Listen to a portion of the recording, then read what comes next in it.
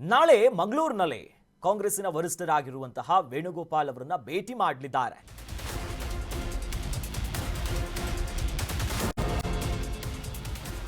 ನಾಳೆ ಮಂಗಳೂರಿನಲ್ಲಿ ವೇಣುಗೋಪಾಲ್ ಅವರನ್ನ ಭೇಟಿ ಮಾಡ್ತಾರೆ. ನಾಳೆ ವೇಣುಗೋಪಾಲ್ ಅವರ ಜೊತೆ ನಾವು ಇರ್ತೀವಿ ಅನ್ನುವಂತ ಮಾತಾಡಿದ್ದಾರೆ. ಹೈಕಮಾಂಡ್ ಏನು ಹೇಳ್ತಾರಲ್ಲ ಅವ್ರು ಹೇಳಿದಂತೆ ನಾವು ನಡೆದುಕೊಳ್ತೀವಿ. ಬ್ರೇಕ್ಫಾಸ್ಟ್ ಬಳಿಕ ಸಿಎಂ ಸಿದ್ದರಾಮಯ್ಯನವರು ಕೊಟ್ಟಿರುವಂತ ಹೇಳಿಕೆ. ಹೈಕಮಾಂಡ್ ಆಹ್ವಾನಿಸಿದ್ರೆ ನಾನು ಭೇಟಿ ಆಗ್ತೀವಿ, ಹೈಕಮಾಂಡ್ ಕರೆದ್ರೆ ದೆಹಲಿಗೆ ಹೋಗ್ತೀವಿ ಅನ್ನೋದಾಗಿ ಕೂಡ ಹೇಳಿದ್ದಾರೆ. ನಾಳೆ ಸಮಯ ಸಿಕ್ಕಿದ್ರೆ ಹೈಕಮಾಂಡ್ ನಾಯಕರನ್ನ ಭೇಟಿ ಮಾಡ್ತೀವಿ ಅಂತ. ರಾಜ್ಯದ ಸಮಸ್ಯೆಗಳ ಬಗ್ಗೆಯೂ ಕೂಡ ನಾವು ಚರ್ಚಿಸಿದ್ದೇವೆ. ಎಷ್ಟೋ ಮಟ್ಟಿಗೆ ಮಾಡ್ತಾರೋ. ಡಿಸೆಂಬರ್ 8ರಿಂದ ಬೆಳಗಾವಿಯ ಅಧಿವೇಶನ ಆರಂಭ ಆಗ್ತಿದೆ. ಪ್ರತಿಪಕ್ಷಗಳನ್ನ ಎದುರಿಸೋದಕ್ಕೆ ಪ್ಲಾನ್ ರೂಪಿಸಿದ್ದೇವೆ. ಯಾಕಂದ್ರೆ ಅವರು ಕಟ್ಟಿ ಹಾಕ್ತಾರಲ್ಲ. ರೈತರ ಸಮಸ್ಯೆಗಳ ಕುರಿತು ಕೂಡ ಡಿಸಿಎಂ ಜೊತೆ ಚರ್ಚೆ ಮಾಡಿದ್ದೀವಿ. ಡಿಸಿಎಂ ಡಿಕೆ ನಿವಾಸದ ಬಳಿ ಸಿದ್ದರಾಮಯ್ಯನವರು ನಾಟಿ ಕೋಳಿ ಇಡ್ಲಿ ತಿಂದ ನಂತರದಲ್ಲಿ ಮಾಧ್ಯಮದ ಮುಂದೆ ಕೊಟ್ಟಿರುವಂತಹ ಪ್ರತಿಕ್ರಿಯೆ ಇದೆ. ಯಾಕಂದ್ರೆ ನಾಳೆ ದಕ್ಷಿಣ ಕನ್ನಡದ ಮಂಗಳೂರಿನಲ್ಲಿ ಒಂದು ಕಾರ್ಯಕ್ರಮ ಇದೆ. ಈ ಕಾರ್ಯಕ್ರಮಕ್ಕೆ ಕೆ.ಸಿ. ವೇಣುಗೋಪಾಲ್ ಅವರು ಕೂಡ ಭೇಟಿ ಕೊಡ್ತಿದ್ದಾರೆ. ಅವ್ರ ಜೊತೆ ನಾವು ಇರ್ತೀವಿ. ಹೈಕಮಾಂಡ್ ನಾಯಕರು ಏನು ಹೇಳ್ತಾರೆ ನಾವು ಅದನ್ನು ಕೇಳ್ತೀವಿ. ಹಾಗಾಗಿ ಹೈಕಮಾಂಡ್ ನಾಯಕರು ಆಹ್ವಾನಿಸಿದ್ರೆ ಅವರನ್ನು ಭೇಟಿ ಮಾಡ್ತೀನಿ, ಹೈಕಮಾಂಡ್ ಕರೆದ್ರೆ ಡೆಲ್ಲಿ ಕೂಡ ನಾವು ಹೋಗ್ತೀವಿ. ಹಾಗಾಗಿ ನಾಳೆ ಒಂದಿಷ್ಟು ವಿಚಾರಗಳ ಬಗ್ಗೆ ಚರ್ಚೆ ಮಾಡ್ತೀವಿ. ಒಂದು, ಚಳಿಗಾಲದ ಅಧಿವೇಶನ ಇದೆ, ವಿಧಾನಮಂಡಲದ ಅಧಿವೇಶನ ಡಿಸೆಂಬರ್ 8ರಿಂದ ಆರಂಭ ಆಗುತ್ತೆ.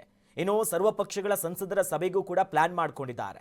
ಜೊತೆಲಿ ವಿಪಕ್ಷಗಳಿಂದ ಹೆಂಗೂ ಕಟ್ಟಿ ಹಾಕೋದು ಮಾಡೇ ಮಾಡ್ತಾರೆ. ಅವರು ಎಷ್ಟರ ಮಟ್ಟಿಗೆ ಮಾಡ್ತಾರೋ ಅವ್ರದ್ದೊಂದು ಏನೇನಂತ ನೋಡ್ಬೇಕು. ಇನ್ನು ರಾಜ್ಯದಲ್ಲಿರುವಂಥ ರೈತರ ಸಮಸ್ಯೆ ಕುರಿತು ಕೂಡ ನಾವು ಡಿಸಿಎಂ ಜೊತೆ ಇವತ್ತು ಚರ್ಚೆ ಮಾಡಿದ್ವಿ ಅಂತ. ಈ ಬ್ರೇಕ್ಫಾಸ್ಟ್ ಮೀಟಿಂಗ್ ನಂತರದಲ್ಲಿ ಮಾಧ್ಯಮಗಳನ್ನು ಉದ್ದೇಶಿಸಿ ಸಿದ್ದರಾಮಯ್ಯನವರು ಕೊಟ್ಟಿರುವಂಥ ಹೇಳಿಕೆ ಇದು. ಅವರು ನಮಗೆ ಅಪಾಯಿಂಟ್ಮೆಂಟ್ ಕೊಟ್ಟರೆ ಭೇಟಿ ಆಗ್ತೀವಿ.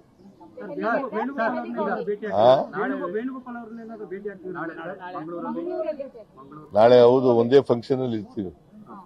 ವೇಣುಗೋಪಾಲ್, ನಾನು 4ನೇ ತಾರೀಕು ಅಲ್ಲ ಸರ್, 4ನೇ ತಾರೀಕು ನಾಳೆ 3ನೇ ತಾರೀಕು 3ನೇ ತಾರೀಕು ಒಂದು ಫಂಕ್ಷನ್ ಇದೆ ಮಂಗಳೂರಿನಲ್ಲಿ. ಆ ಫಂಕ್ಷನ್ ಅಲ್ಲಿ ನಾನು ವೇಣುಗೋಪಾಲ್ ಅವರು ಕೂಡ ಇಬ್ಬರು ಅತಿಥಿಗಳಾಗಿ ಹೋಗ್ತಾ ಇದ್ದೀವಿ. ಅದರಿಂದ ಅಲ್ಲಿ ಭೇಟಿಯಾಗ ಸಾಧ್ಯತೆ. ಸರ್ಕಾರದ ವಿಚಾರ ಕೂಡ ಚರ್ಚೆ ಮಾಡಿದ್ದೀವಿ. ಸೊ ಅಸೆಂಬ್ಲಿ ವಿಚಾರ ಕೂಡ ಚರ್ಚೆ ಮಾಡಿದ್ದೀವಿ. ಚರ್ಚೆ ಮಾಡಿ ನಾವು ಯಾವ ರೂಪರೇಷೆಗಳನ್ನ ತರಬೇಕು, ಶಾಸಕರಿಗೆ ಏನು ಸಂದೇಶ ಕೊಡಬೇಕು, ಯಾವ ರೀತಿ ಹೋರಾಟ ಮಾಡಬೇಕು, ಅವ್ರು ಏನೇನು ವಿಚಾರಗಳನ್ನು ತರ್ಬೋದು ಅನ್ನೋದು ಈಗಾಗಲೇ ಮುಖ್ಯಮಂತ್ರಿಗಳು ತಿಳಿಸಿದ್ದಾರೆ. ಅವ್ರೇನೇ ತಂದರೂ ಕೂಡ ನಾವು ಎದುರಿಸ್ತೇವೆ. ನಮ್ದು ಒಂದೇ ಧ್ವನಿ, ಒಂದೇ ಆಚಾರ ವಿಚಾರ. ಸೊ ನಾವು ಅವ್ರು ಏನು ತಂದ್ರು ಕೂಡ ನಾವು ಎದುರಿಸಲಿಕ್ಕೆ ನಾವು ಸಿದ್ಧರಿದ್ದೇವೆ. ಸೊ ನಮ್ಮೆಲ್ಲ ಶಾಸಕರಿಗೂ ಕೂಡ ಅಲ್ಲಿ ಒಳ್ಳೆ ಪಾರ್ಟಿಸಿಪೇಟ್ ಮಾಡೋಕ್ಕೆ ಒಂದು ಅವಕಾಶ ಇದೆ. ಈಗ ಮಧ್ಯದಲ್ಲಿ ನಾವು ಆಲ್ ಪಾರ್ಟಿ ಮೀಟಿಂಗ್ ಬಗ್ಗೆ ಚರ್ಚೆ ಮಾಡಿದ್ವು. 8ನೇ ತಾರೀಕು ಬಹುಶಃ ಹೋಗೋದು, ಡೆಲ್ಲಿಗೆ ಹೋಗ್ಬಿಟ್ಟು ವಾಪಸ್ ಬಂದ್ಬಿಡೋದು ಅನ್ನೋದು ಕೂಡ ನಾವು ಲೆಕ್ಕಾಚಾರ ಇಟ್ಕೊಂಡಿದ್ದಕ್ಕೆ ನಾವು. ರಾಜ್ಯದಲ್ಲಿ ಸಿಎಂ ಸ್ಥಾನ ಖಾಲಿ ಇಲ್ಲ ಅನ್ನೋದಾಗಿ ಕಾಂಗ್ರೆಸ್ಸಿನ ಹಿರಿಯ ಶಾಸಕರಾಗಿರುವಂತಹ ಆರ್.ವಿ. ದೇಶಪಾಂಡೆ ಅವರು ಹೇಳಿಕೆ ಕೊಟ್ಟಿದ್ದಾರೆ. ನಮ್ಮ ರಾಜ್ಯದಲ್ಲಿ ಸಿಎಂ ಕುರ್ಚಿ ಖಾಲಿ ಇಲ್ಲ ಅಂತ ಮಾಜಿ ಸಚಿವರು, ಹಿರಿಯ ಶಾಸಕರಾಗಿರುವಂತ ಆರ್.ವಿ. ದೇಶಪಾಂಡೆ ಅವರು ಮಾತನಾಡಿದ್ದಾರೆ. ಈ ಬಗ್ಗೆ ಏನೇ ಇದ್ರೂ ಕೂಡ ಸಿಎಂ ಯಾರನ್ನೋದಾಗಿ ಹೈಕಮಾಂಡ್ ತೀರ್ಮಾನ ಮಾಡುತ್ತೆ. ನಾಯಕತ್ವ ಬದಲಾವಣೆ ಬಗ್ಗೆ ಯಾವುದೇ ರೀತಿಯಾದಂಥ ಗೊಂದಲಗಳು ಇಲ್ಲ. ನಮ್ಮಲ್ಲಿ ಅಭಿವೃದ್ಧಿ ಕಾರ್ಯಗಳು ಸರಾಗವಾಗಿ ನಡೀತಾ ಇದೆ. ರಾಜ್ಯ ಚೆನ್ನಾಗಿದೆ. ಶಾಸಕರಿಗೆ ಸಮರ್ಪಕವಾಗಿ ಅನುದಾನವನ್ನು ನೀಡಲಾಗಿದೆ. ನನಗೆ ಸಚಿವ ಸ್ಥಾನ ಕೊಡಿ ಅಂತ ನಾನು ಯಾರನ್ನೂ ಕೂಡ ಕೇಳಿಲ್ಲ.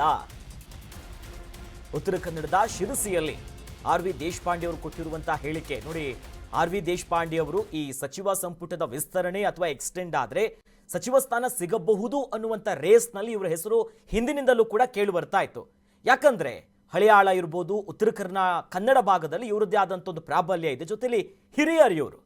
ಯಾಕಂದ್ರೆ ಮುಂದಿನ ಚುನಾವಣೆಯಲ್ಲಿ ನಿಲ್ತಾರೋ ಇಲ್ವೋ ಗೊತ್ತಿಲ್ಲ ಅಂತ ಒಂದು ಮಾತುಗಳು ಕೂಡ ಬರ್ತಾ ಇದೆ. ಯಾಕಂದ್ರೆ ವಯಸ್ಸಾಗಿದೆ, ಆರೋಗ್ಯ ಸಮಸ್ಯೆಗಳು ಒಂದು ಕಡೆ, ಮಾಜಿ ಸಚಿವರು ಕೂಡ ಹೌದು, ಹಿರಿಯರಿದ್ದಾರೆ.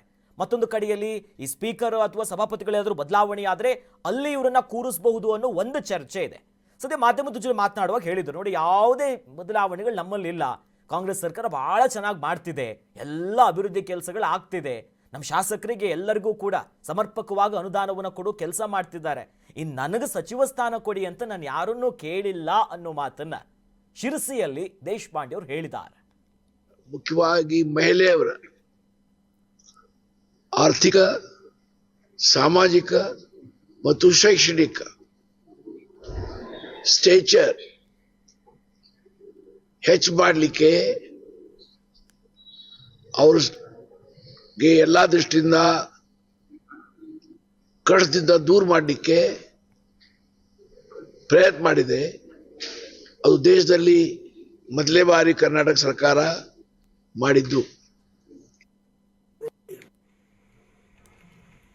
ಈಗ ನಾಯಕತ್ವ ಬದಲಾವಣೆ ಬಗ್ಗೆ ಪೂರ್ಣ ವಿರಾಮ ಈಗಾಗಲೇ ಆಗಿದೆ. ಈಗಾಗಲೇ ಡಿ ಕೆ ಶಿವಕುಮಾರ್ ಅವರು ನಮ್ಮ ಗೌರವಾನ್ವಿತ ಕನ್ನಡ ಪ್ರದೇಶ ಕಾಂಗ್ರೆಸ್ ಕಮಿಟಿ ಅಧ್ಯಕ್ಷರು ಸಿದ್ದರಾಮಯ್ಯ ಮನೆಯಲ್ಲಿ ಭೇಟಿಯಾಗಿ ಎಷ್ಟು ಬ್ರೇಕ್ಫಾಸ್ಟ್ ಹೊಟ್ಟೆ ತುಂಬಿ ಮಾಡಿದ್ರು ಅಷ್ಟೇ ಹೊಟ್ಟೆ ತುಂಬಿ ಮಾತುಕತೆನೂ ಮಾಡಿದ್ದಾರೆ ಮತ್ತು ಒಂದು ಅಂಡರ್ಸ್ಟ್ಯಾಂಡಿಂಗ್ ಬಂದಿದ್ದಾರೆ. ಹಾಗಾಗಿ ಆ ವಿಷಯ ಇವತ್ತು ಚರ್ಚೆ ಮಾಡೋದು ಒಂದು ಪಿರುಳು ಬಂದಿದೆ ಅಂತ ನಾನು ಭಾವಿಸ್ತೇನೆ. ಆದಾಗ